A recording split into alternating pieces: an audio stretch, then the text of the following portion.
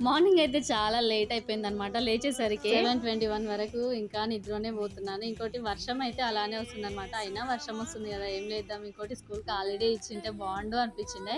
But school అయితే ఉంది. ఇక లేట్ లేస్తే ఆ బాధ చెప్పనక్కర్లేదు. ఎవరికైనా అబ్బా! పని తీరుతుందా? తీరదా? అసలు మా పాప స్కూల్‌కెళ్తదా? లేదా? అనేసి అయితే ఒక బాధ అయితే ఉంటది. ఫైనల్‌గా త్వరగానే అయిపోయింది. లంచ్ బాక్స్ అయితే ఫాస్ట్‌గానే ప్రిపేర్ చేశాను.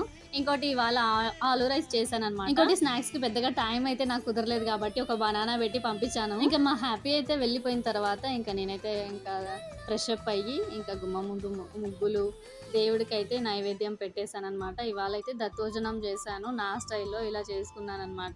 గణపతి మహారాజ్‌కి అయితే నేనైతే దత్తోజనం అయితే స్టార్ట్ చేశాను. ఇంకా అది కూడా కంప్లీట్ అయింది. దేవుడి దగ్గర కొంచెం క్లీనింగ్ ఉంటే అది కూడా క్లీన్ చేసి ఇంకా నైవేద్యంగా దత్తోజనమే పెట్టాననమాట. ఇంకా పాప స్కూల్ నుంచి వచ్చిన తర్వాత అయితే హోంవర్క్ చేయిస్తున్నా.